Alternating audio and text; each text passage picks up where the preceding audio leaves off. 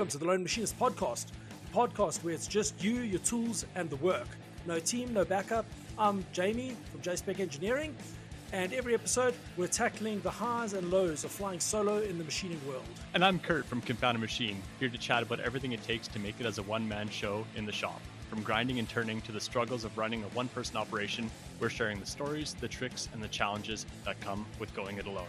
If you're out there in the shop grinding away by yourself or just thinking about taking a solo plunge, this show's for you. So throw in your ear protection and let's talk about life behind the machine. Good morning, Curt. How are you doing this fine day? Good, doing fantastic. How are you doing on this after evening, noon-ish? Yeah, bright afternoon. Yeah. It's not a video podcast yet, but that's the plan is from next episode to be a video on YouTube, and then Spotify will still be just audio, and Apple Podcasts will still be audio. Zencaster is currently video, apparently. But yeah, we're going to be becoming fancy. Ooh, people will be able to see our bright, shiny faces as we talk. Exactly. You can see the dumb pointing that we like to do and explaining with hands. You got a public holiday today, so we're recording a little bit earlier. But other than that, I appreciate it. What's been cooking your side of the world? Just a crap ton of production. I did another lottery drop on Friday, and I'll probably actually end up doing one, probably not today, maybe tomorrow, just to clean up the scraps from that order, because there's always people that just ghost. That was nice to sell the gears, and I gotta ship the gear, and then rinse and repeat. So yeah, it's been a big week of getting that junk set up.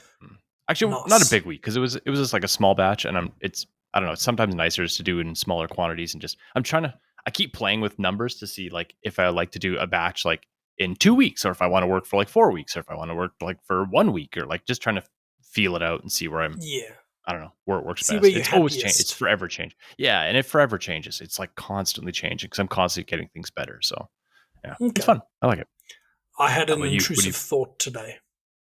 Ooh. What kind of intrusive? A washing machine. You want to build a washing machine? That I can literally put my parts on a tray, have it dip into water or detergent, and then rinse, and just move it through. And I know that I don't have to touch the parts; they are degreased. I could get behind this. I could get behind this project. Yeah, the problem is it's a project that I don't really need to projectize. Yeah, I know. I've looked at other automated systems for that. Like, once again, that's not the low-hanging fruit, but it is fun to look into. It's very fun to look into, though. So I need to order some titanium pinning so that I can make titanium racks for the anchor points. Because we got an order this morning for a blue one, and I had to spin up the anode setup for one anchor point, which is fine. It went well. My new timer arrived. It's made of magic and is loud as all fuck. Like machines running headphones on, and you can still hear the thing. I can probably hear it in my bedroom. Nice. So I got that bolted to the wall, and that's awesome. Like, it takes a lot of the mental load off of running anodize, because I can see it and it's loud as hell. But anyway, washing parts. That I don't want water stains on my parts. Yeah, and it's like the most boring thing to do. And then if you make one little mess up, you're like, well, now I got to redo it all. Because it would also be nice to be able to do it after tumbling. That I can put it into a degreaser and get the parts almost etched clean, because the degreaser I have will literally strip anodizing off. Oh, nice. Yeah. I know it's weird. I find that like sometimes a water spot stain, like especially on a tumble, like I did a bunch of tumble titanium, I find that a water spot stain, like if you don't have perfectly clear rinse water and you get a little mineral spot, almost nothing will take it back off. Like distilled water will sometimes take it off, but it's weird how well it can bond to a part. Or like sometimes it's easier just to retumble the part. It's like, how do you stain so bad? So what I've been doing with the anchor points is when they come out of op 1, 2, 3, 4, and 5, when the part comes off the machine, it gets blown off, put on the shelf. I load the next one, hit cycle start, and then I take that part to the tap, rinse it off, blow it off, and then wipe it with paper towel so there's no droplets anywhere critical on it. Otherwise, water stains. And it really frustrates, especially when you're not going to tumble the parts and you want to go straight into anodize. So then every little thing makes a difference. But yeah, Yeah, I know. pretty happy with the anno at the moment.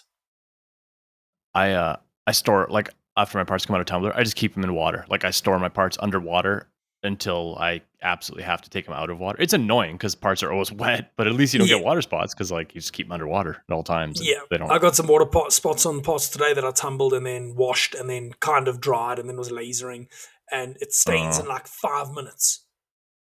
It's Yeah, really frustrating. But those are going to a knife workshop, so they're going to get thrown around and beaten, so it doesn't really matter.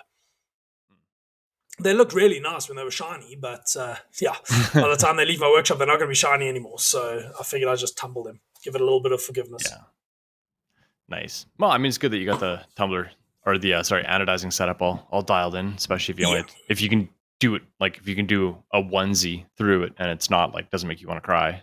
Yeah, no, it really isn't. It isn't too bad. Just the racking, I need to make permanent racking now. So I was actually thinking all the threaded holes should always be clocked the same because they thread milled. Oh, yeah, probably. So I can literally just turn a thing, thread the end, turn it in. Once it's in all the way, bend it, and the hooks will always face the same direction. Oh, yeah. That's the side benefit of thread milling. Of thread milling, yeah. Even on my machine with rigid tapping, it always clocks to the same start position. So, but yeah, those are thread milled, and I was like, that's not an entirely stupid plan. So yeah, I'll be picking up some 6mm pinning right now. The MCO is busy making long pieces short. Oh, nice. Yeah, Danica was running it today. 1 minute 30 cycles. It's the best. Blanking off 5 parts at a time. Load bar hit go, and it blanks off 5 parts. Load bar hit go, blanks off another 5, and then I'm running the LK. So the MCO outruns the LK like something stupid, but I was busy, so yeah, and then we ran out of electricity because there was ironing that was done and it tripped the plug, and the electricity meter's plugged in on that plug. So then it ran out of power and wasn't beeping.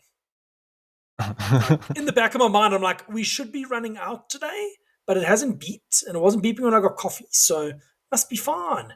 And then, yeah, power went off.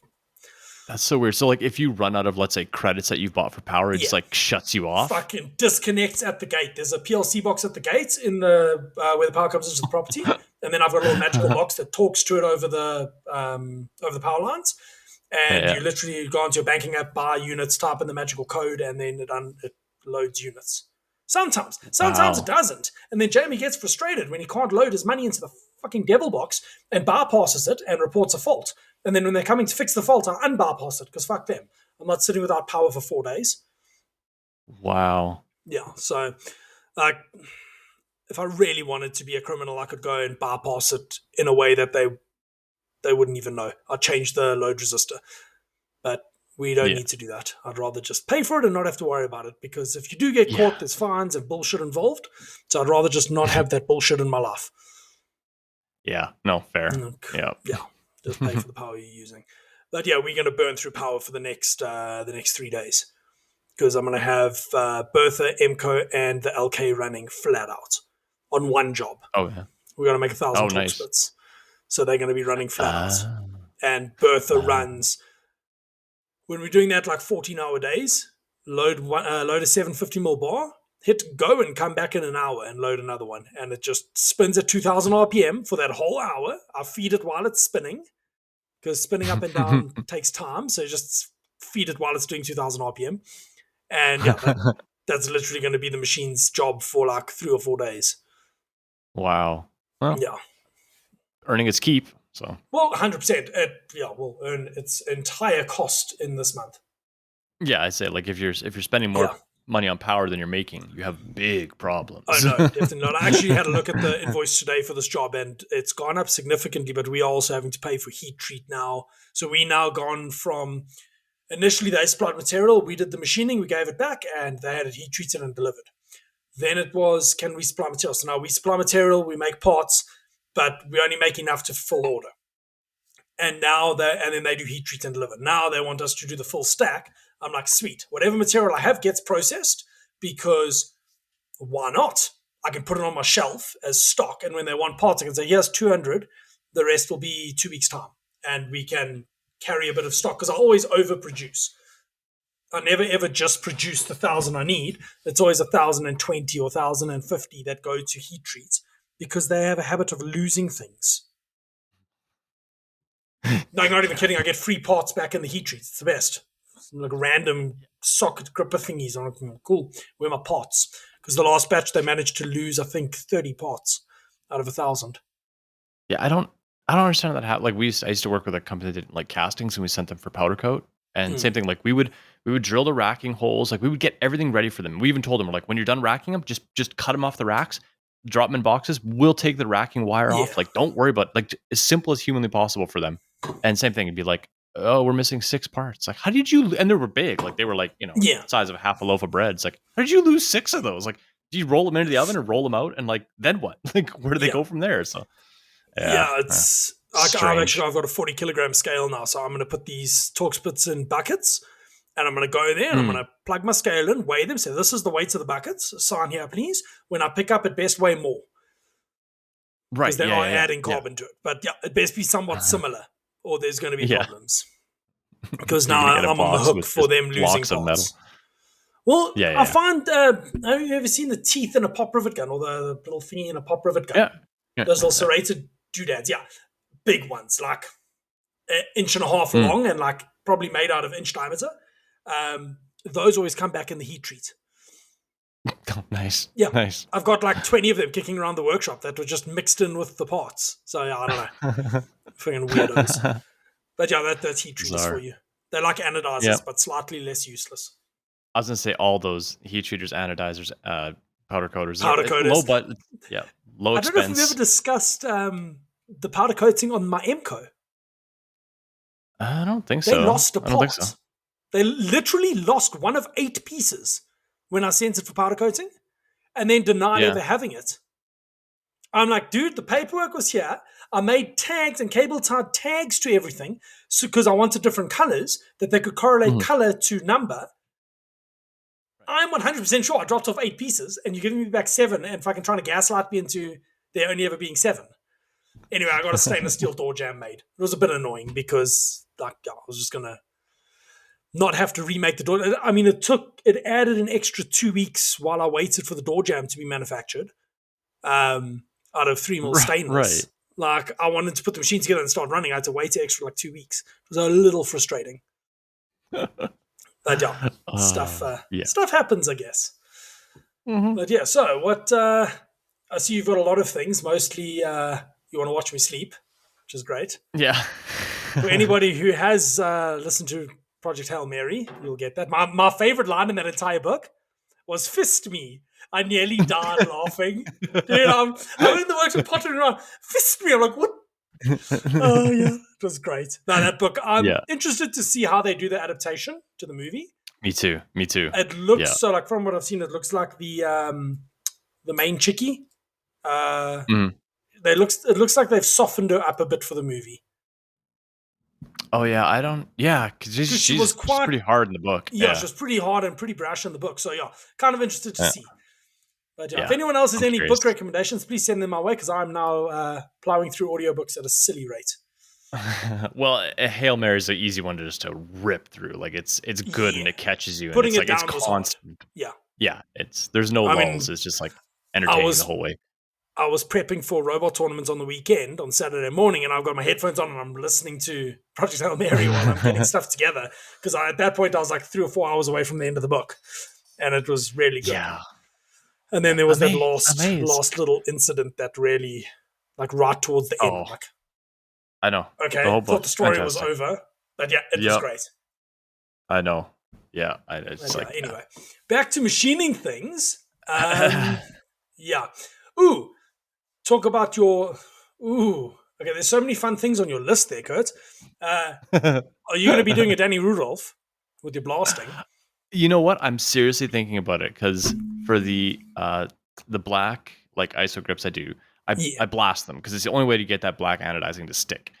So I have to blast all the pockets, and you can't tumble it aggressively enough to get the texture, and it has to be blasted. So I'm like, and it is so tedious, and people love it. So like, I'm gonna have to do a ton more, and I'm like, I do not want to be spending like 8 hours standing in front of a blasting cabinet just blasting every one of these stupid things. So I'm thinking of ways to automate it. And yeah, the Danny Rudolph AR4. ways. I'm sure you've heard of the Sorry, what? AR4, Well, the AR4 robot. yeah, exactly. Yeah, no, exactly. Don't push me in that. Honestly, what would probably be best is just like a motor, like a Yeah, barbecue skewer kind of dealio. And then just something I could just like screw a pen body onto it, slide it in, and then even just have it, slowly pull its way out as the gun is fixed in there, and it just blasts it that way. That'd probably be the best way, and it wouldn't be all three-axis that difficult. CNC sandblaster. Come on. Yeah, yeah, exactly. Yeah, 5-axis sandblasting gun. Yeah, Three-axis, just that'd be better. feed it along and spin it. Like, that wouldn't be that Yeah, difficult to build. It doesn't, well, it's in a shitty environment, but doesn't have to be super well engineered either. yeah. Well, you could put all the smarts on the outside and just have a long Yeah, skewer coming in, have all the dumb stuff on the inside. So I don't know. I'm not gonna funny. think about it quite yet. Because the problem is I'm like, well, I could go with a more aggressive media, which would be faster, but then the outside is polished. So if Yeah, you blast the pockets aggressively, then you have to polish the outside more. So it's kind of like you kind of trying to balance things. You can't really mask it because it's a billion pockets. Like, I don't know. Just yeah. thinking No, you about it. wouldn't want to mask that. I'm just thinking it's going to be the one thing that's going to be, having me contemplating putting a pistol in my mouth. So it's just Yeah, like, no, that's let's find an easier way to do this. If I have to do yeah, same thing, if I have to do 10x this, do I want to do 10x this? Like, not a chance. So, definitely not. it's in Okay, my mind. It's not something I'm going to jump on right now, but I'm thinking about it. yeah, So, or just buy an arm, go the Danny Rudolph way, buy an arm, cut a hole, and just let the robot do all the fun yeah. stuff. Let it shove it through there. Mm-hmm. Okay, yeah, fair enough. Okay. Sorry, I'm busy trying to figure out. We got a new Patreon today, so I'm Ooh. just finding out how they want to be shouted out. Mm. Okay, It's so a now I'm surprise gonna look through Patreon. your list. Ooh, Yeah, surprise picture. find yeah, surprise Patreon. Find something exciting in my list. I was uh looking at your disgusting Tufnell chips from machining. It just looked like ground coffee. It looked like It poo. looked heinous. It looked like poo. It How did doesn't that smell go? like poo. It smells like Tufnell. No, it went well. I made one minor error on the one part. Because the parts on this one are not square, there's an undercut. I did Mhm. it in op 1. When I put it into op 2, Fusion grabbed the chain of the bottom section, not including the undercut. So the one piece is a little smaller than it's supposed to. So the guy messaged me today, hey, is this a design issue or a machining issue? So I had a look and Mm. I'm like, well, there's the fucking problem. So I'm like, listen, get a piece of material. I'll remachine it. I'll pay for the material. He's like, no, don't worry. Mhm. We'll make plans. Just make sure for the next batch it's not an issue. I'm like, Shweeto, no problem. So I Oh, got lucky on that one. nice. No, they are ecstatic with the quality of work they're getting out of me. So like one small little cock up like that, and it's a simple fucking mistake to make because Yeah. I'm gonna get shouted at by Justin Gray for this. My model tool is not correct to what physically exists. My model tool is Blasphemy. it's got a 15 length of cut and sticks out the tool by 20, tool holder by 20 Mhm. mils. Whereas what I'm using is a 30 millimeter length of cut sticking out 36 millimeters. And it means that my simulation isn't, because I'm doing a 20 mil step down, it doesn't Right. cut a section. So it's not easy to see in the simulation. So I'm probably going Right. to just update my tool library for that specific job so that it simulates correctly. Because I would have caught it if it wasn't leaving the stupid step. I would have been like, there's an Right. issue. But because it's leaving the step, it didn't draw my attention to it straight away. So model your tools, people. Don't be lazy like me. Yeah. Yeah. It is the way to go. Yeah, it definitely is. But yeah, anyway, we live and we learn. It's something I'll keep an eye on for the next one. I've got another 2 tough null parts coming in to finish this batch off. They'll come together. And then I've got the second batch they wanted an updated price on. So I had a chat to them about required finishes because this thing's getting bonded in somewhere. If it doesn't need to be smooth, why spend 20 minutes making it smooth when I can spend 4 minutes plunge roughing it Mm. and that's good enough? So I had Oh a yeah. chat to him Yeah. about Yeah. potentially just offsetting all the surfaces in, so it's stock to leave in the negative, and that stock to leave will equal my cusp height. So the outer is Right. correct, the inner is lower, they put in glue, it doesn't matter. Right. Yeah. Because Yeah. they were like, hey, can we do a bit better on price on these in production? I'm like, no, definitely. I need to know where is critical and where isn't. I'm spending an hour and a half contouring these parts. If they don't need to be contoured, tell me now, and I'll just not contour them. I'll rough them to Yeah. size if that's good enough. Like, that cuts a shitload of cycle time. So, Yeah. Totally. busy going through optimizing everything with them. And then that'll go into production, which I don't know what production quantities look like, but I can tell you I'm not super fucking excited for it. It's lots of money, but not super excited. If I can knock out one of these things a day, I'm smiling. Like, because each ring is two plates. And in theory, if I optimize my processing a little bit more, I can do that in a day, no problem. Okay. If I'm not spending a whole day just surfacing shit that doesn't need to be surfaced. Yeah. Well, maybe they'll come at you with production quantities that are at new machine quantities, because that would work then too. I already planned it out. We'd buy a TC510 for my production work, and then the 710 would become the tough null job work. Okay, yeah. Yeah, I ran into travel limits on my machine because the part was 700 millimeters and I have 710 travel. Yeah, that's cutting it close. And the molds from the week before were 400 on a 420 travel, which also posed some minor issues. Yeah. But as I say, you'll always get work bigger than the machine you have. I've got some 1 meter shafts that I need to some linear shafts, 30mm linear shafts that I need to put M8 threaded holes into. Oh, okay. Yeah, it should be fun. Coming with a end mill I don't like, hard mill through the hard layer, and then it's relatively easy to drill and tap. Oh, I guess if it's not through, just case hardened. That's not so bad then. Yeah. Nuke a tool to bite through it and nuke a bunch of old tools. I've got a bunch of old ones kicking around, and I'll make sure that I make that size like 8.5 mils. So even if the tool wears out, it's still bigger.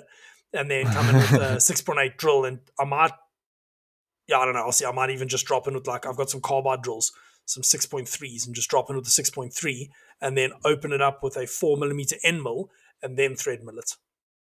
Because I've got a M8 thread. I've got a couple of M8 thread mills on hand. Nice. Sorry, I'm just trying to message someone. Okay, there we go. Back to the podcast. So, what have you been looking? Well, we're going to leave that one towards the end. That's freaking hilarious. I don't know. Maybe we should actually keep that for the after show. But we'll see. It's PG-ish. Yeah, PG-ish. Nice. That's the way I like to hear it. So, what have you been looking at on Swiss lathes? Because apparently too much. Oh, okay. So I blame Norman for this. Yes, I know the link you sent me. Yeah, because he sent me a little link of a guy that DIY'd looks to be a good Swiss lathe. Like, he's building something. So I'm not going to build a Swiss lathe. People, calm down. Come to the dark side. Oh, it's so cool. Like, he did it well. And the more I look at it, and the problem is it's only like 1 minute and 20 videos, and there's like 5 or 6 of them. There's like no documentation. I looked everywhere for him. But you can kind of glean a lot from just the way he's building it. You're like, oh, okay, that makes sense. I get that. So I started going down the rabbit hole of just looking at Swiss lathes, because there's just, once again, there's certain things that would just be awesome to build this on a Swiss lathe. So I've looked at a bunch of different manufacturers, used machines. Looked at, the worst part is I looked up Linux CNC retrofits of Swiss machines, and it's possible. People are doing it. And I was like, oh no. And I'm like, well, it is not that difficult. Like, it's a motor. Like, it's 2 motors. Yeah. It's a bunch of servos. The only problem is the control is just wild. And I didn't know if Linux CNC would support it, and it does. It just Linux gets kind CNC of doesn't know what it is. It can do 9-axis simultaneous, no problem. I just didn't know how well it handled like weight code and synchronized code, because Swiss is almost running. It's almost always running 2 branches of G code. Yes. And I didn't know Linux handled that well, but apparently people have got it to work decently well. So it's like, interesting. I have a stupid solution for you. What's your stupid solution? Just 2 controllers with some relays going back and forth. It's not a horrible idea. It's not a horrible idea. It's honestly a way I might think about it if I had gone that way. It would be a shitload easier to implement than going the deep dive of getting it running twin channel in one controller. Yeah, well, and then like the one thing I was looking at, like anybody I talk to that has a gang of Swiss lathes, like when you buy a used one, they're like, make sure if you buy a used one, you can get more in your area, because they're like, the likelihood of parts burn, like I guess drives that like control Yeah. the axes are fairly frequent to burn out, and they're not cheap. And if you don't have a source for them, you can kind of like end up bricking yourself with an older machine, just because they're so hard to. And I guess everyone's after them. So I'm like, well, so there still is this like super old Swiss, just like I don't know, a little ways away from me, and I'm sure I could almost get it for the price of scrap metal now because like it's That's been the one sitting with there no a year. parameters. It's no parameters, but I'm like in this Okay. case I wouldn't care because it has dual spindles, it has everything I need, it has all the mechanical systems I need. Yeah. I would just need to put servos into it and new That's not like that hard. VFDs to drive the motors, Yeah. and then logic. So I How probably much won't do space it. you got on that side of your garage, Kurt? Lots. That's the problem. I could easily fit 2 Swisses in there still. I have half the Uh, garage on the other side still. So yeah, I yeah. don't know. I just like It's a I've spent rabbit way hole. so Did you listen to? I doubt you would have listened to it already this morning. The Lean Build podcast from today. yeah, I'm actually halfway through it. Yeah, because I thought Oh, you'd okay. ask me, so I started listening to Yeah, it. I meant to message you say please listen just for the podcast because it was really good. About Pearson was saying someone did a review between his smart vac unit and a Harbor Freight's vacuum pump, Totally. and he's like, yes, there's a time and a place for that. And Hmm. then you realize that spending money is better than spending time because yeah, there's that fine line when you've got more money than time or more time than money. And there's yeah, bootstrap something, sure, but if bootstrapping something is going to hurt your sales, then do sales rather and buy the solution. Absolutely. And I Yeah, mean the like problem is that's I like bootstrapping things. well, and like if Swiss lathes weren't so GD Yeah, expensive, like even a used Swiss lathe for what I want in the features I want with the tooling and the live act, I'm looking at about $80,000. So yeah, it's like it's a lot of and that's not new. That's used. That's a lot yeah, of shekels.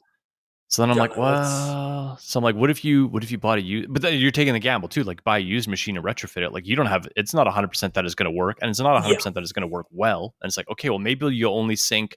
Let's say I end up buying this for $2,000, and I put $5,000 worth of crap into it, and I put yeah. $20,000 worth of my time into it. Am I anywhere ahead? I don't know. If it works great, like my hardened works, I'm Then crazy far sure, ahead. yeah, If it's still a kind of a paperweight that makes crappy parts, well, now I've just wasted like $30,000 on a yeah. project. No, Uh, that's the thing. That's the maths I was doing with the MCO as well with the 140, which I still haven't heard back from that guy. But I'll mm, phone the MCO guys again and be like, "Wait, dickhead, give me this guy's numbers," because that shakes out. But it only shakes out if I will not work on that during work hours. That's put it yeah, in my driveway, and in the evening, go spend an hour or two on it every evening. That's the only way that right, that shakes out. I can't be working on that while my machines are standing because then yeah, I go out of business. Like, yeah. So yeah. But that it's by that logic, like if you're going to spend those hours, you could also be spending those hours working. So it's like it yes, for being self-employed, it doesn't work out because you're like, well, no, my free time could also be like it that's could the be thing. making me Yeah, money as well. So it's like, like now tomorrow I've yeah, got 20-minute cycles the entire day, which is cool. I can load up, hit go, and do something else, but not that much else. Um, hmm but yeah, that's at least better than what I've been doing, which has been 2 3 minute cycles for since the weekend. Like it's 6 minutes. What shall I do? Not great yeah, for the mind.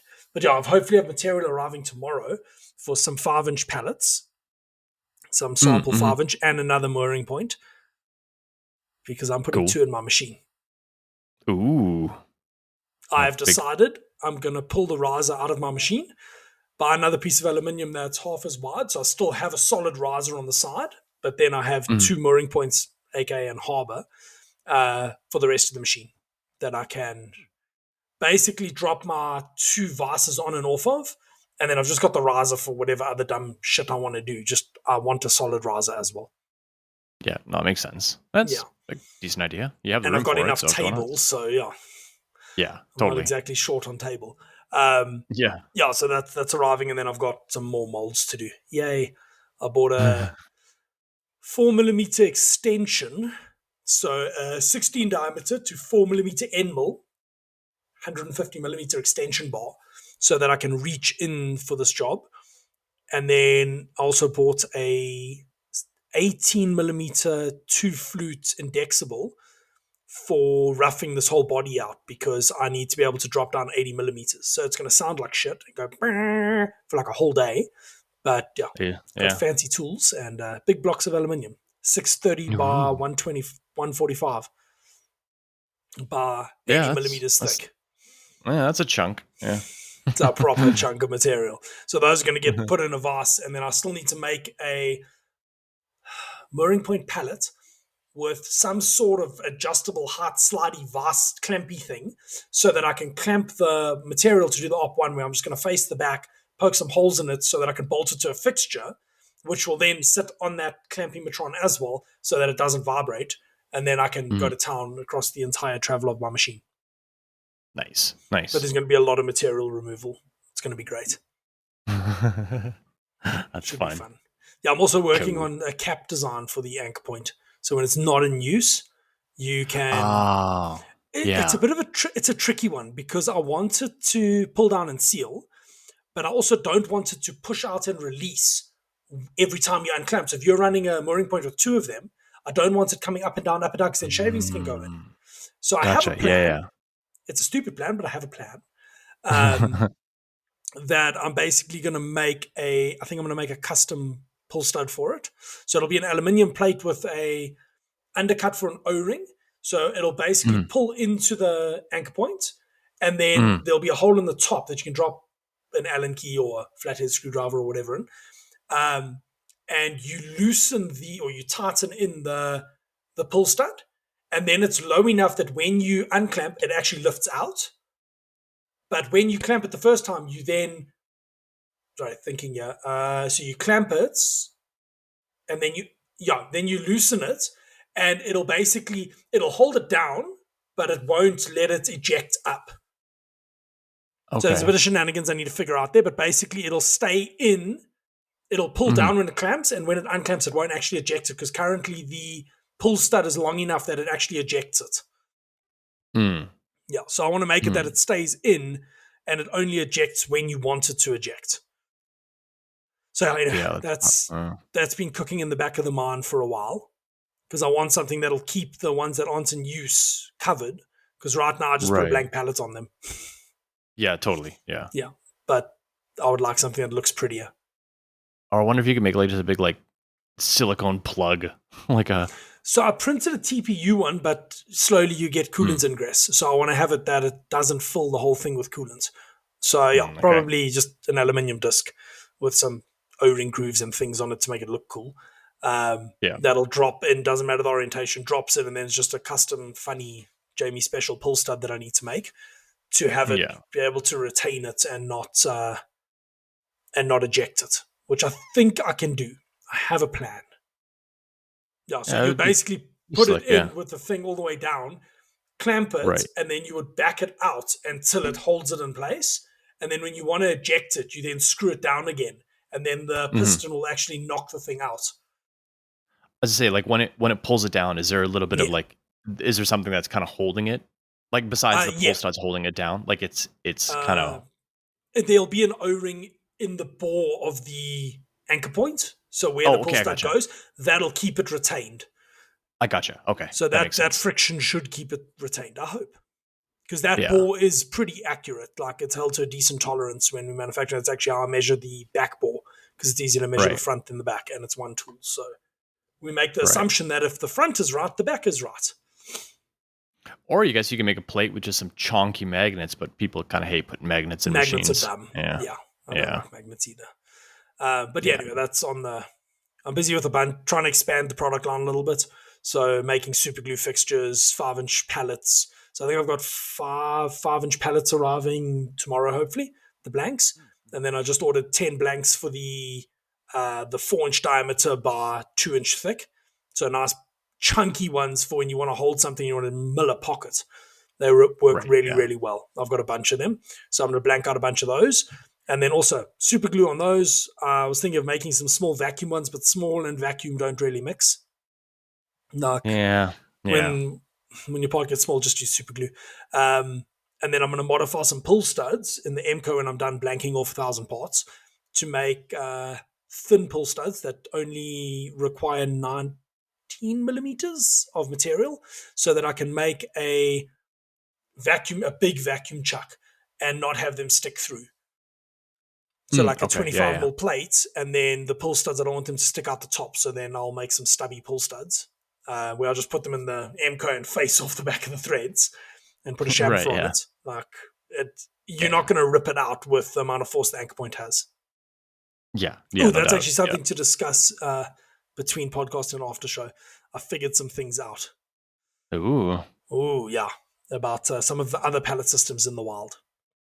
Okay. Yeah. So we Yeah, won't I finally publicly figured. slag. Yeah. No, we're definitely not going to because there's no need to do that. Everyone has a place in the market. Yeah, the first anchor point going to not North America, well, other than South Africa, to not North America is going out tomorrow. Oh, cool. Yeah, it's going to the Netherlands.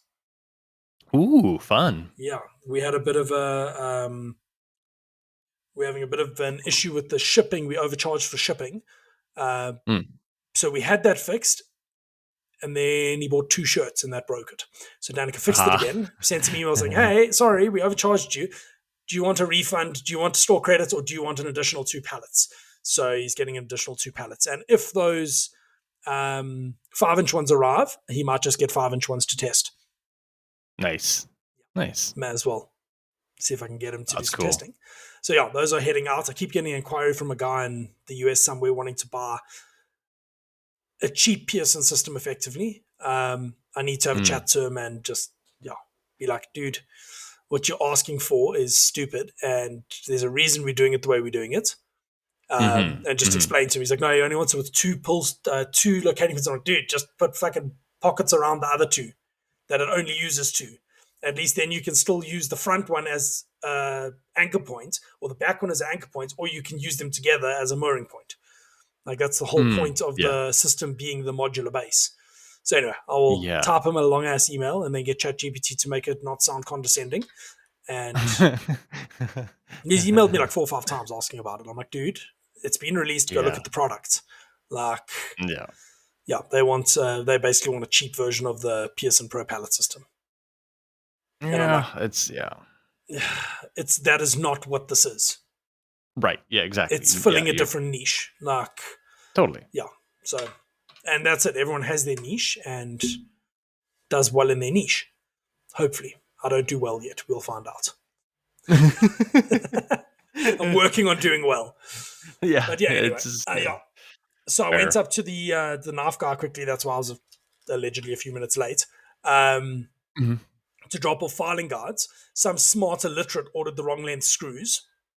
I ordered M3x10 instead of M3x8, so I had to tap the holes 2 mils deeper. They were drilled deeper, they just weren't tapped deeper because my thread mill only reaches a certain amount. Yeah, I managed to break 2 taps off.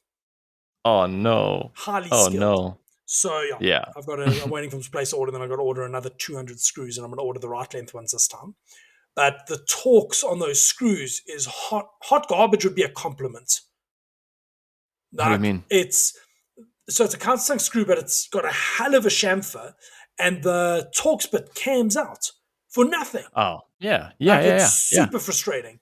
So I was chatting to him about making screws and going to Torx Plus because I can machine it a bit easier.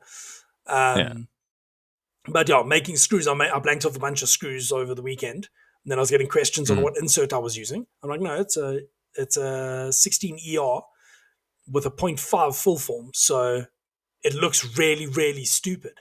It's this giant insert, this tiny little dingus on it. But it worked really well. Like, I ended up turning it was just out of brass that I'd laying around, roughed it with decent step downs, then did 4 finish passes, and then the threaded it with quite light step downs, and then again 4 spring passes, and they work perfectly. Nice. Yeah, I've done M2.5 in steel before, which was great fun. Yeah, it's getting tiny. Yeah. Like I'm doing M3, I'm going to make a pallet up for those. I need to make some nuts to clamp them on the back. So I need to design those up, and then I'll probably just machine and slitting saw them off on the LK.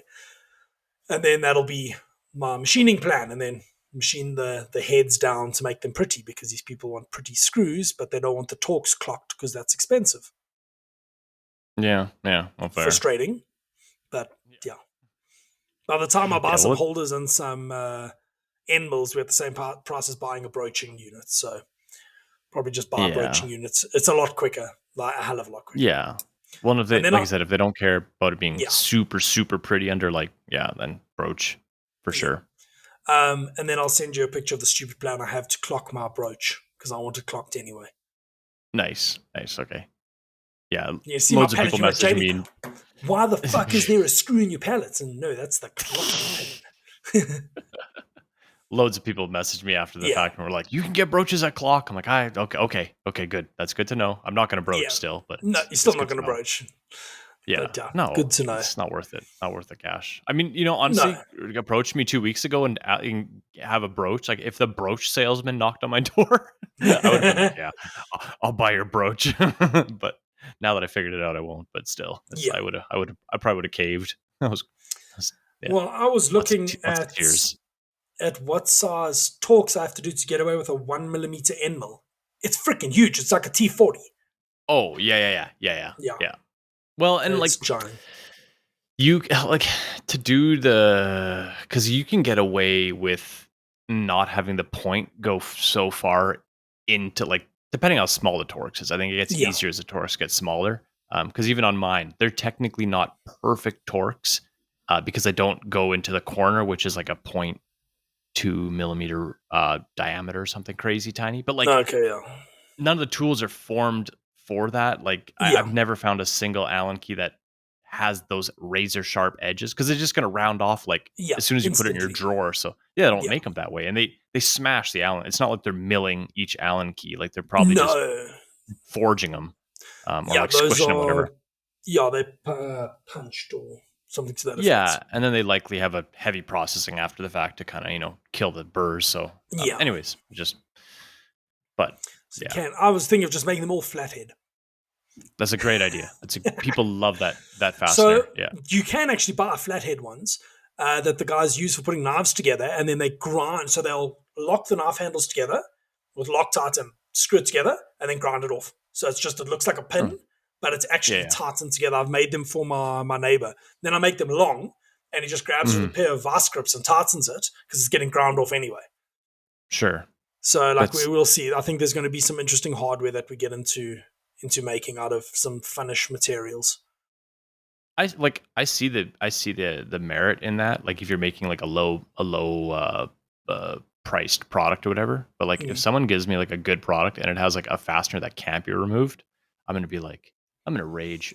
No, so this is where your scales are glued on, like it's glued to the knife handle, and instead of just a pin through, they put this so it actually clamps as well, that if the glue ever fails, the handles don't fall off. They don't just slide off the pin. Yeah. Okay, you get a pass there because you're never gonna. It's just like it'd be like a pin. Okay, I'll give you a pass. It's effectively it looks like a pin, and it is a pin. It's just threaded in the middle so that when you assembling, you can tighten it and lock it while the glue goes hard. So it's guys do all sorts of weird shit. Very knife people are weird.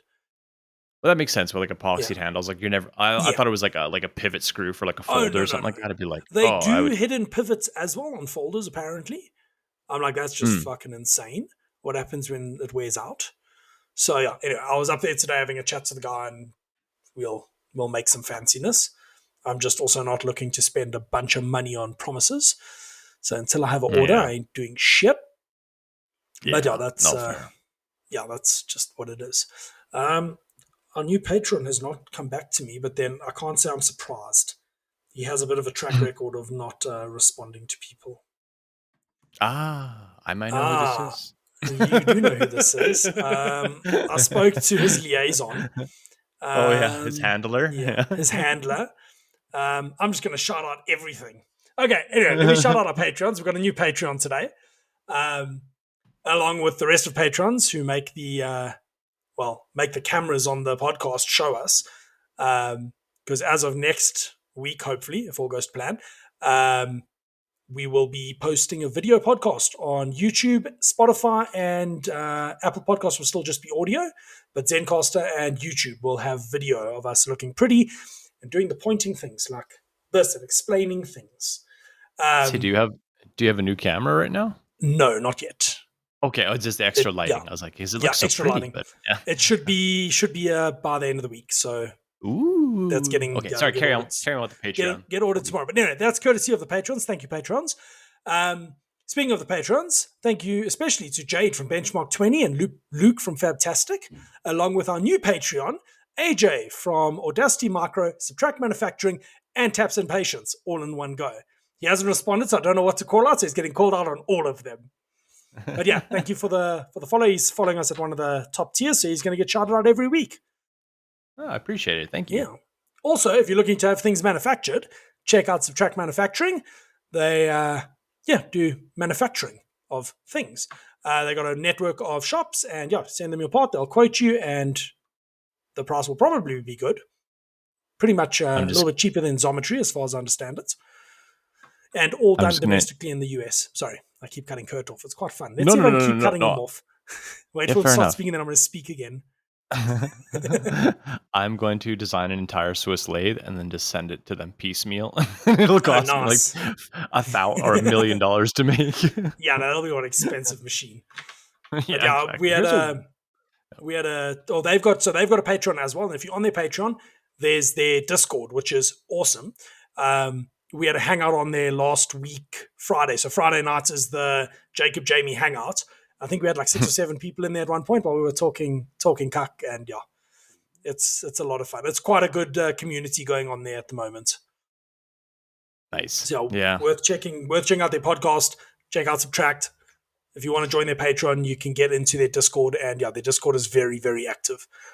I like Discord because Discord is starting to feel like the new age forum to me. Like I remember kind of probably when me and you both jumped into the internet, like forums were huge, and I was a member of a few of them. The only issue with the Discords is you can't search them like you can search a forum. Yeah, that is the downside. So I was listening to the WAN show, and Luke from LTT was saying Discord is a bit of a problem because all this knowledge is not actually getting stored. If you go on some of these Discords, you'll see guys will join the Discord and there's like 4 guys just answering the same question again and again and again. Every time someone joins, it's because they have a problem and they're asking the same question. Whereas if it was on a forum, you would search it and it would come up. So it is a bit of it's an interesting time to be alive. Let's put it that way. Well, and at least it's documented and saved. Even if it's not searchable, like the data is there. Like we can figure out the search later, but like an Instagram chat or something like that, where it's so like just between 2 people, or like stuff like that, where it just goes into the ether and it's gone. Just like, well, at least Discord it's there. You can find it. You can't search it very well yet. So but like the Discord's awesome. Like I'm on the Kinetic Precision one as well. That one's super busy. I often pop into the open voice chat or open video chat, and we'll go hang out with the guys there because they all work by themselves. So you hop in and then have a chat while you're busy working by yourself. So you're not alone. That's awesome. Yeah, so that's so cool. Spencer Webb's in there a lot. Dale from Widget Works is in there a lot. There's someone else I can't remember now. But yeah, Dale's up the road from you. He's in Edmonton. Really? Yeah. How do I not know this? Well, he doesn't do exactly small widgets. He does friggin' giant shit for oil and gas. Oh, okay. Yeah. Oh, shit. Yeah, he's super close. Yeah, right up the road. Yeah. Trippy. So I end up chatting to them every now and again. I'll hop in while I'm setting something up or in the workshop. That's why I bought the headphones with the mic, so that I can be a social butterfly. Interesting. Okay, well, I'm going to have to... Dale Bannister. Sorry if I butchered your name. I was working in the workshop today. Yeah, go ahead. And all of a sudden, darkness. Darkness. I think the ESP32 that runs my lights shat the bed. Yes. I was like, maybe the power supply shat the bed. Put another power supply, same story. So now I've got to find an ESP32 in my house somewhere and flash that program to it so that I can have lights again tomorrow. The most nerdiest thing ever. Find an ESP32 in my house. Just like I think there's like 20 in my robot box downstairs. Just need a rubber band or a paper clip for dude, the number of controller. The number of electronics projects that have been started and not finished in this house are impressive. Like ESP32, we don't talk about that. No, in front of we me. don't talk about those. We don't talk about those.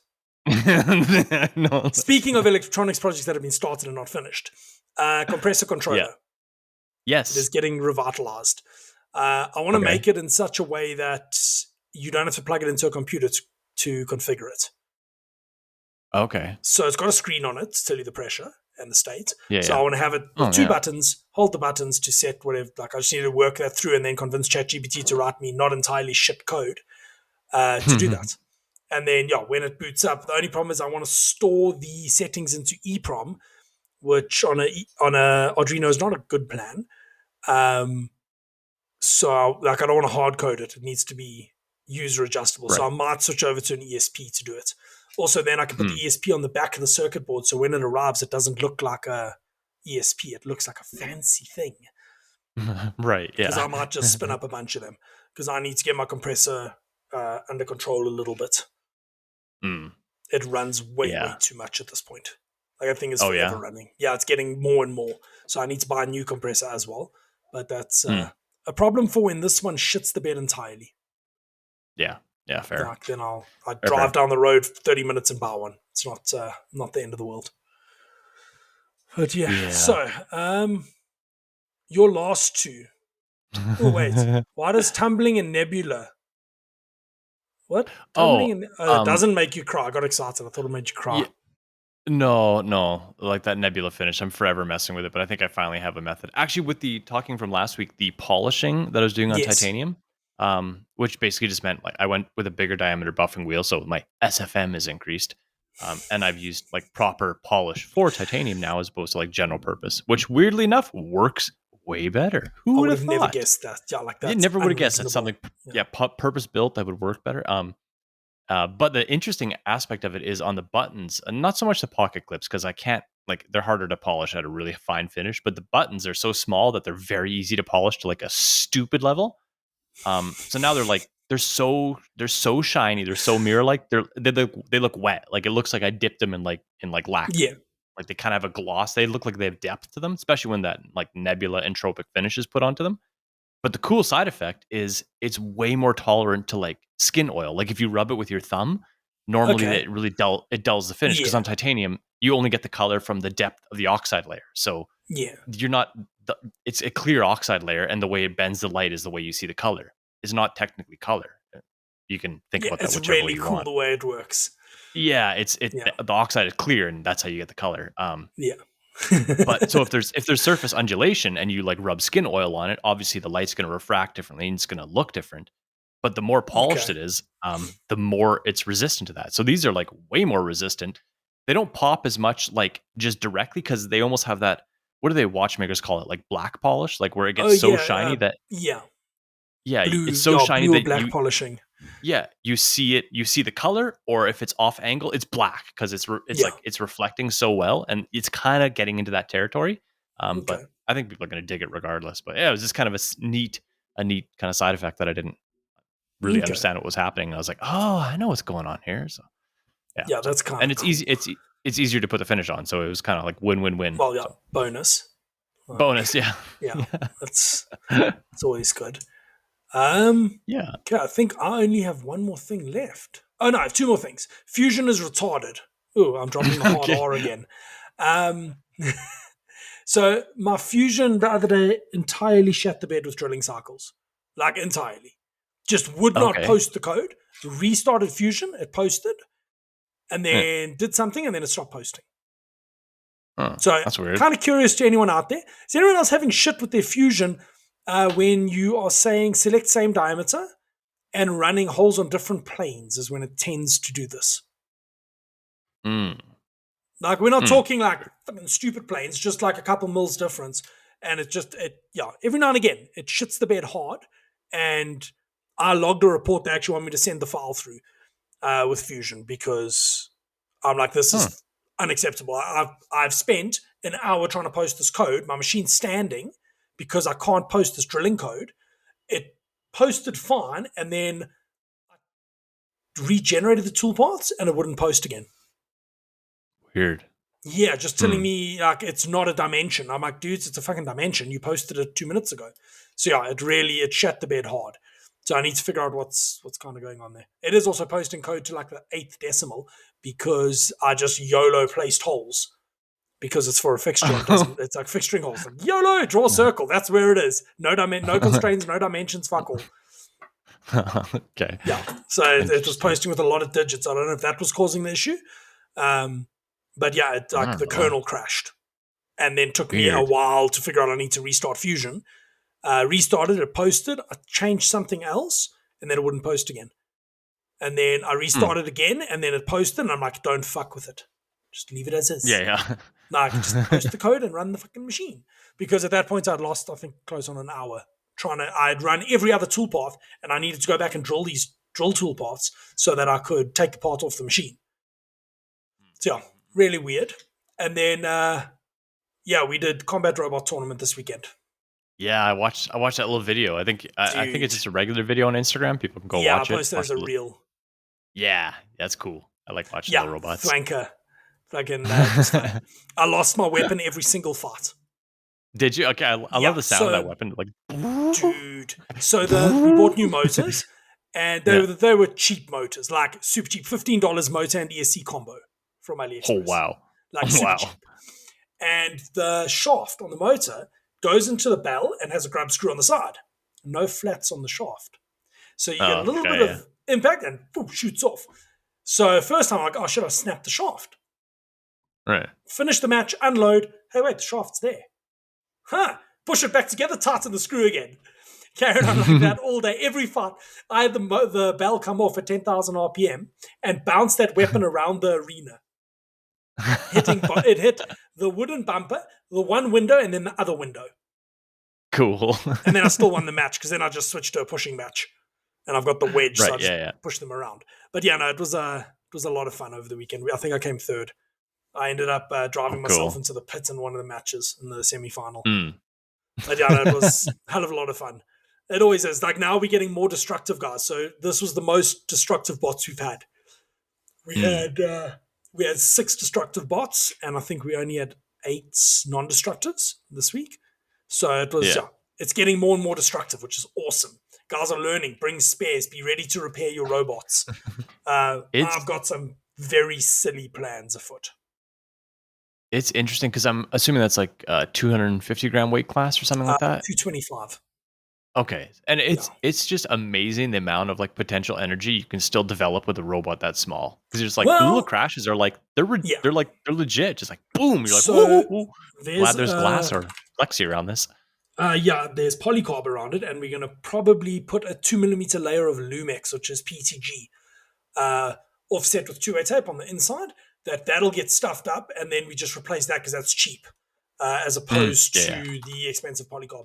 So I'm going to be able to get away with a 337 gram robot with what I have planned, because there's a non-conventional locomotion bonus of 50%. Oh, okay. There's a robot called Droopy.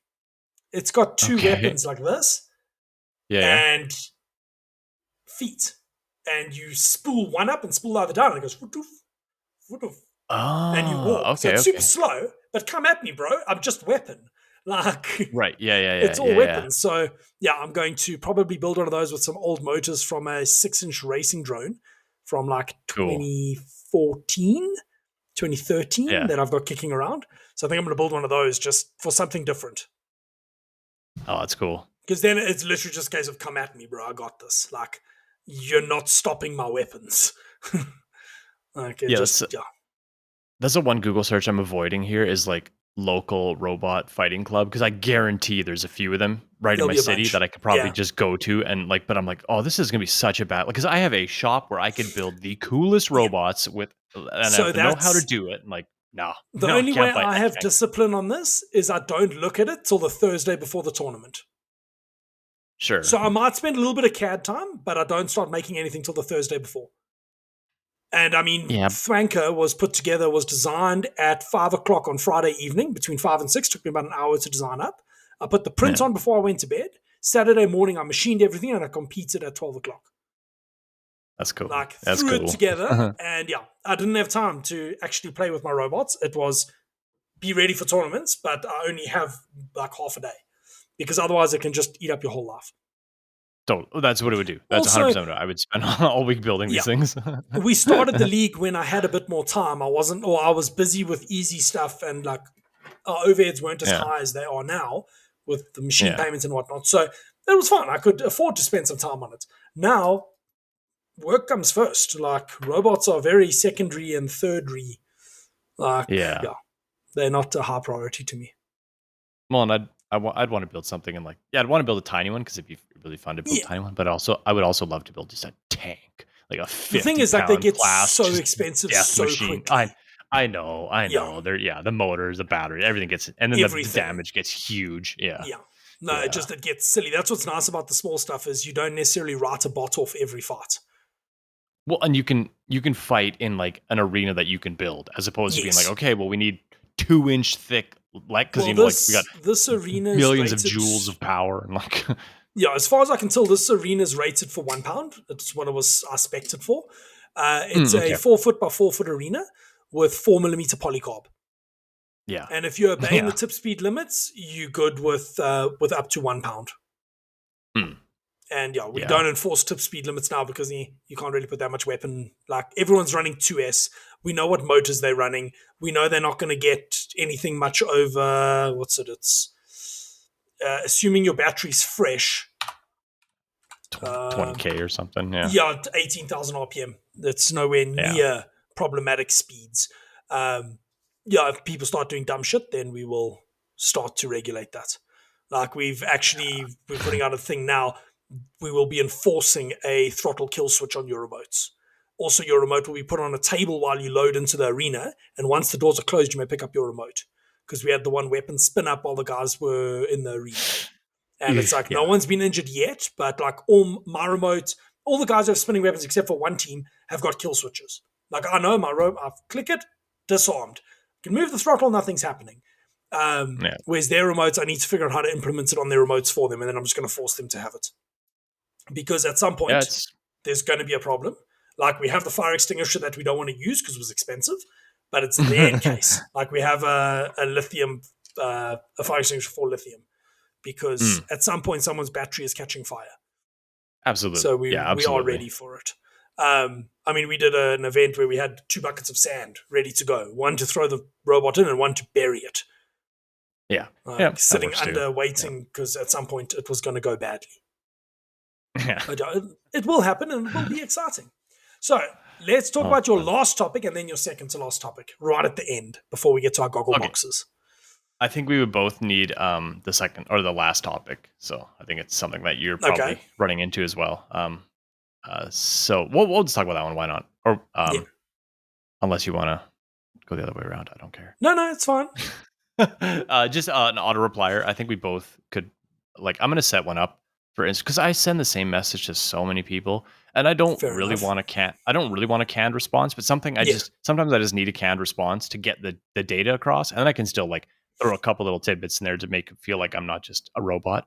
But like, it's amazing how few people it takes just to swamp like a single person on like between like email. And I'm trying not to like humble brag, but like between like Instagram and like emails and then like orders that come through, and like it's like some people just legitimately want to send me a message to be like, hey, how's it going? Like, like they're curious about like, and I sometimes can't reply to them because it's just like it's so much. Just I spend like hours just talking to people, and it's just like I can't imagine people that have like a customer base of 100 times my size. Like, I totally get why you have to have people to do this, because it's like there's no possible way you would ever catch it. Like, you would get more messages than you would ever be able to reply to in a day. You'd spend your entire day just talking with people. That's all you would do. And it's like, it's crazy. So anyways, I just want to set up a bunch of that. That's how I was when I came in now, when I got back. Because I mean, it's okay, now it's 5:20. But when I came back from that the meeting, I'd been assembling stuff, then got in my truck, drove back. It had been about 2 hours since I had a chance to actually look at my phone and reply to anything. And then I sat here going through it all, just putting out all the fires that needed to be put out before we started the podcast, because the messages come in and it can eat up your day. Oh yeah, like crazy fast. But I mean, I guess that's one guy marketing the world. That's how it works. Yeah, like exactly. So like, I was wanting to push some of it on Stanica today, but she was busy. I was pushing I think the shipping issue we had. I'm like, please just sort this out for me. I can't actually give it any brain attention right now. I've got things that need to get done this morning, namely anodizing that order. Like I've got 15 things going on in the workshop. It's a Monday morning. I had to drive to Henley this morning because my mate lent me his battery meter or amp meter for the RC stuff, and he was like, "Do I have an amp meter?" I'm like, "What ACD?" He's like, "No, his one." I'm like, "Yes, it's upstairs." So I found it. I'm like, "Dude, can I send it with a courier?" He's like, "No, he needs it today." I'm like, "I will see you in half an hour," because he's got a drone going to Mozambique in 2 days. So he's busy building packs and wants to do some testing before it goes up for in-field testing. He's got to ship the batteries up there, and they don't want to ship batteries with that capacity. So on the data plates, he made a typo and left off one of the zeros. Oh no! Oh no! They're lithium ions. They're fine. Lithium ions. Yeah, the battery on that drone, the battery weighs more than the craft. Ugh. It flies for 70 minutes with a thermal payload on it. It's friggin' cool. Some of those drones are huge. I was looking at some of the DI. Oh, dude, this thing's DJI commercial units. Oh, so DJI commercial units. These guys have tried them. Nothing flies for more than 20 minutes. They claim 60 minutes flight time. Yeah, sure, maybe in a lab one time once. The guys reckon in the field, you're lucky to get 20 minutes on those things. They've tried them all. Because some of those are huge. They're like, the payload's like 80 kilograms. You're oh, these are big boys. So Dave designed one. It's, what do you call it? It's the cart, air cart or something. 250 kilo payload for delivering ammunition in the front lines. That's insane. I just forget that this stuff exists. Dude, of course drones have gone this way. He sent me a data sheet for a motor, and I look and I'm like, oh, that's cool. I had another look and I'm like, oh, wait. It's not a 4-inch blade, it's a 40-inch blade. And it's not 250 grams of lift, it's 250 kilograms of lift. Now, insane. Absolute insanity. But yeah, he's quite deep in that. He's busy with the one he developed that I made parts for. And yeah, that thing's beautiful. Like, needs some design changes for version 2, but really pretty. And yeah, he's really gotten good at building those. So it's going to go combat ISIS in North Mozambique. That's cool. Because apparently they're trying to get into Mozambique. So they're going to go use it as a thermal imaging platform. That's cool. Yeah, no, the world is interesting. So now on to the topic that we left right till the end. Yeah, that is super family friendly. Yeah, so I'm going to buy a giant sex machine for my shop to help me. Nice. No, I was thinking about it. So like I do so much like just sanding, like sanding what you essentially could do on like a belt sander. Think about it that way. So then honestly it's probably the way I'll go, but we'll lead with this because it's more hellacious, one of the words. So I was like, you know what? You do know Danica's going to title this Curt Sex Robot, right? That's okay. Yeah, that's okay. Because if it doesn't work as a sanding robot, like there's secondary uses. Can go along with your camera. Yeah, exactly. With the new camera. Yeah, I'll run it past the wife. She'll be all right with it. She's cool with that kind of stuff. So what I basically wanted to do is like I wanted like a really flat platen surface, and I'm like, well, all I'm doing is like I'm moving this part back and forth to put like a satin finish with a nice grain direction. I'm like, what I could do is I'm like, if I had this thing on just like linear rails, like let's say a granite plate, like I have about a 12-inch by 12-inch or whatever, 30 mil by 30 centimeter by 30 centimeter granite plate, put it on linear tracks, and then hook a motor up to it with just kind of an eccentric so that it just oscillates it back and forth. And then basically have a gas pedal. So like I can oscillate it back and forth at like very slowly, or if I, hammer the gas and it goes quick. And that way I could, put parts on it and just basically oscillate it back and forth, nice and slowly, have very controlled, because I'm not taking material off. Like I'm applying a decorative finish. Yeah, you're adding the finish. Yeah. And like, I was going to go like, belt sander would work fine too, but like getting the grits I want is kind of an issue. Yeah. And like the platens aren't flat enough for like I'll round over edges. I could use like a knife making grinder, which is probably the way to go, because you can get the grits in any, like a 2x72. Yeah, you can get a hell of a lot of options. You can get nice flat platens. You can get the grits in whatever you want. It's probably the way I'll go about this. And then I could still put a gas pedal on it, so I could get the part, on a flat, and then just accelerate the belt, just to get put a grain on it and move along.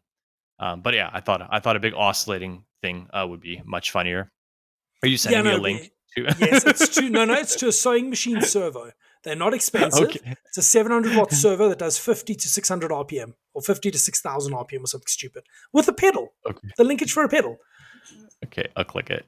I'll Click see it. what It'll be Jamie has great. actually sent me. This is not a sewing machine. No, it's a sewing machine. Because you wouldn't even have to use a piece of granite. You could probably get away with just using a thick piece of glass. Oh, yeah, or Like, glass or Mike 6 or something. I just yeah, have a so ton of granite pieces. That's a lot of the weight to throw around, the but knife oh, shop that's up the road, God, that's he cheap. sells That's so 10, yeah, exactly. Sells 10 millimeter thick glass that guys put sandpaper on for doing exactly what you want to do, but by hand, like poor people, not with a sex robot. yeah, like, and I do it by hand like a poor person, and Yeah, it's fine, but like it's starting to get like tedious, and I was like, you know what? If I could yeah, just oscillate this bad boy, there we go. spinning it would be easier, but then you get circular grain. I don't Yes, want and that. you'd I want want straight perfectly grain. linear. And the straight Yeah. grain, would you want to disengage on the backstroke, or are you just wanting to just go back and forth? I don't really care. I mean, you could go Because, continuously in one direction. I was just ooh, no, there we go back. we're back. Don't know what Weird. happened Okay. there first. Yeah, this is why I didn't want fiber. It was that exact reason. Oh, just boop boop. Yeah. Disconnect, Anyway, reconnect. so I don't know if you follow Keybar Mark. Yep. Yeah, have you seen how he does his grained finish? With like a 10 Super foot long long. piece of Yeah. sandpaper on his table Yeah. and just grabs it and walks along. I'm like, that's freaking Yeah. genius. Because I used to, when Yeah. I did the bolt belt, I did the same thing. I put a grain on all the edges with 400 grit sandpaper on a piece of Yeah. granite, wet sanding it before I anodized it. Because back then my surface finish was up to shit. Now I get decent finishes. Actually, the last batch of mag bases that went out. So previously, they would get tumbled to deburr internal and then scotch brotted. And this last batch, I tumbled in the big tumbler, and then I tumbled in the small tumbler, and I ran straight through Mhm. ano. And magic finish. Like super, Nice. super, like just uniform, beautiful finish. I was pretty happy because it Nice. means I don't have to stand at the bloody Scotch Brite wheel going with the respirator because that's kind of Yeah. lame. Like, and I was getting inconsistent. Like, I was getting streaks in my part from the Scotch Brite wheel where it Oh, was yeah. embedding stuff into the material and it was causing streaks in my ano, which was also a nightmare to chase down. Like, I was getting streaks in my blue, especially. And then Mhm. I would run other stuff and there would be no issues. And I basically Yeah. got it down to being the Scotch Brite wheel leaving bits in there. Yeah.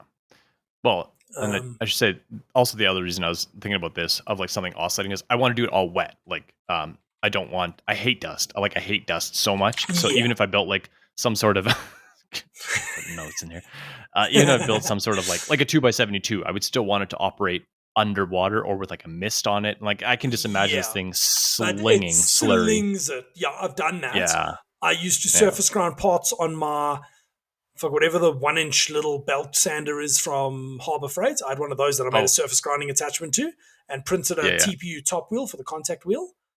Yeah. And ooh, Kurt, you need to not send things like this. Yeah. Uh, yeah. That's a good link. It's a horrible link. I hate you. We'll put it in the show notes. Total Oh, aside, it's definitely. someone that built a CNC lathe and they did it so well. And it's a forum thread on CNC Zone. I've read it probably a billion times now. It's Yeah, beautiful. that's, So dude, go that check it is out impressive. Yeah. if you're into mechanical porn. It's so pretty. He did such a nice Yeah, job. like it's amazing. Hello, advert. Can you go away so I can look at the pretty pictures, please? Close. I feel like it's a link to somewhere. Oh, no, it isn't. It's actually the close button. Okay, let me not get distracted by the things, the machine porn that Kern sends me. Um, but yeah, yeah, I think if you make that thing oscillating underwater, you'd be, or like, it'll be a lot easier Yeah. to do it than have it flinging water everywhere. That's why I was kind of going down the oscillating route because I'm like, that's dead Yeah, simple and I could keep it entirely underwater. And then, like I said, yeah, it'll secondary be uses if it sweet. doesn't pan out. Exactly. And then, Yeah. yeah, that motor is pretty powerful. I don't know if you Yeah. follow. Yeah. It's fun.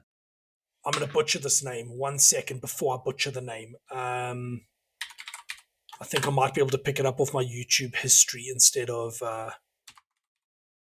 Actually, before let's do what's in your Google box while I find this. Okay. Well, you search away. What's in my Google box is the link I just sent Jamie. Which, if you don't want to click the show note links, if you just Google Blight's CNC lathe, like Blight, like as what happens to crops.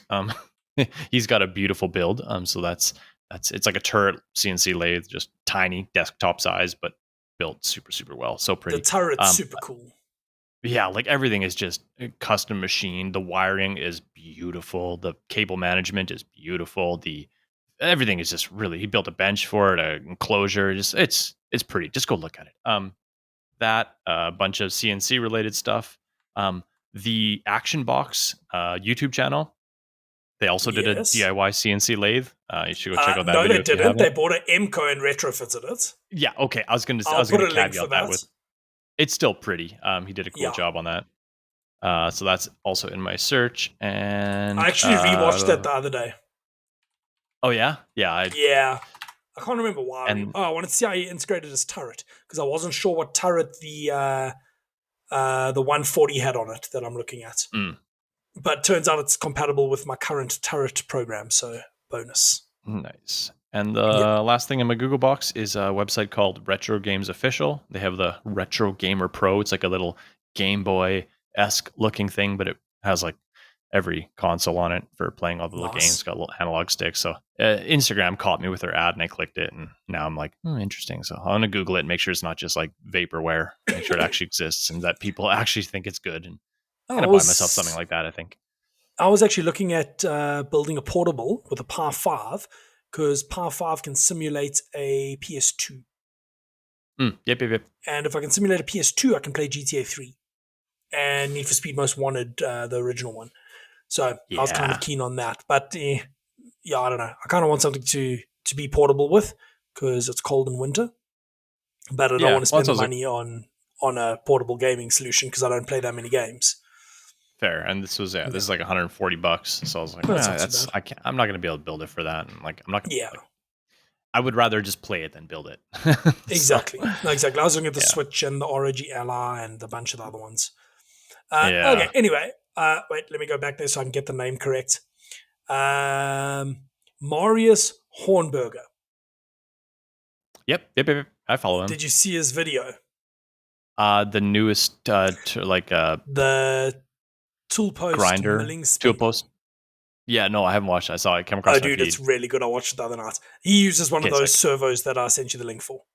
Oh, nice. Okay, cool. Cool. He's got that thing going up to 30,000 RPM. Whoa! With his belts, adjustable belt speeds. So yeah, wow. Very interesting, very cleverly engineered. Very interesting watching him make that spindle. Cool. I'm gonna check it out because I do like his content. I'll put a link in the description as well. I like how he shifted from woodworking to like CNC, and now he's going to the machining world. It's like, yes, come to the dark side. It took him a few attempts to make some of those parts. It was quite entertaining to watch. It's like, cool. I know that feeling. Cool. So my Google Box, I'm on 50 in Wordle. Was looking up kitchen timers, which have arrived, and I have a kitchen timer in my Anno setup now. It's great. Was looking up spur gears for some reason. Looking on Everent to see what books are available on that service because Danica has that service and it's not super expensive and I don't really want to support Audible. Oh no, don't open the link. Apparently I was looking at something on Courier Guy. Also, I've been looking up something called New Tab 3 times. It's kind of weird. Was looking up Droopy's Weight, the combat robot. Looking up Omni Wheels, trying to find a source for little Omni Wheels. Yeah. I want to build a robot that's something different. Something that the guys will battle to fight.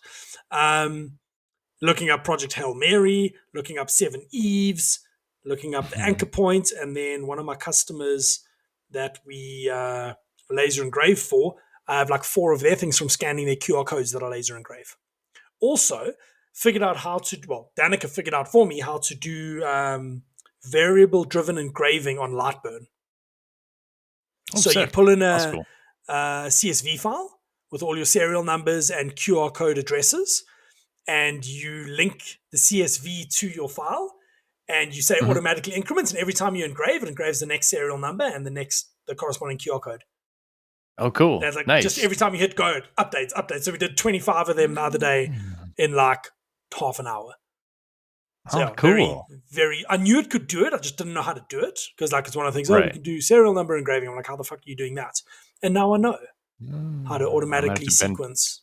I might have to bend your ear. I was playing with that and I couldn't quite get it to work. So interesting. I guess it wasn't super complicated from what I saw. No, I didn't invest a ton of time into it either. Yeah, but Yeah. Okay. We'll chat about that between the shows. Yeah, sure. Because I'm kind of curious as to what you are laser engraving. But yeah, anyway, Mm-hmm. what are you up to today? I assume not working. Nope. I'm gonna finish this. I'm gonna go have a coffee, hang out with the little rats, probably take them to the park, and I don't know, it's kind of fun the day away. Just I don't know. I gotta Nice. mow. It's been like 30 degrees here and raining every night, so my Ah, yard is like a forest because everything is just growing super well. So yeah. yeah, that's kind of gonna be a Yeah, our yard outside is play day. very brown because it hasn't Yeah. rained in a while. But yeah. Yeah, I'm going to Yeah. go How watch about you? Happy Gilmore 2. Ooh, Yeah, nice. Haven't because seen it yet, apparently the reviews and people's opinions are me, but then you've also got the Gen Alpha and the Gen Zs going, this is offensive. But apparently, if you watch it from the perspective of when you watch the first one, like it's the same as the first one. It's an Adam Sandler movie. You know what you're going to get. Don't expect it to be something other than that. So anyway, we're going to watch it tonight because I think it'll be entertaining. nice. And yeah, think you're gonna be all right. Yeah. worst case, I'm going to waste 2 hours of my life. I'm sure it'll be funny. Like from what I've seen, the scenes I've seen, it looks kind of funny. It looks stupid funny, but funny. I And talked to then, my buddy this weekend. He watched. He's like, dude. He's like, if you like the first one, he's like, you're gonna like this one. He's like, it gets a yeah. little weird. He's like, you're gonna dig it. I was like, okay, sweet. That's So the Danica and only I we review were I need. discussing the Naked Gun because I want to go watch the new Naked Gun movie. And she's like, she doesn't do slapstick. I'm like, Aw. it's satire. She's like, if someone slips on a banana peel, it is slapstick. I'm like, okay, fair enough. But yeah, there was something she said she really liked that wasn't, she didn't classify it as slapstick. I'm like, it's pretty close. Robin Hood Men in Tights. She's like, no, that's satire. I'm like, technically, Naked Gun is satire of police movies, but yeah, Fine I'm gonna line. go watch Fine it. line. Yeah, and it's really stupid funny, and it's dumb, but it's funny. And yeah, you need some dumb shit in your life every now and again. Life can't be all Absolutely. serious. And if you don't think life's a joke, just look at sex, and you'll realize the human race is a joke. Yeah. Yeah. Anyway, on that delightful thing, thank you everybody for listening. If you've enjoyed the podcast, please consider sharing it with someone else who you might think enjoys it, or give us a like, rate, or subscribe. If you're on YouTube, you can find us on Spotify and Apple Podcasts. If you're on Apple Podcasts or Spotify, you can find us on YouTube. And as of next week, if all goes to plan, it will be video on YouTube because apparently it's not that much more effort. So I convinced my wife she needs to do it.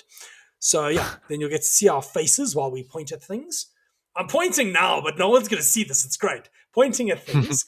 Like look down here in the description and the link up there. But yeah, anyway, thank you everybody for listening. I hope you have a great day and we'll see you next week. Take care, all.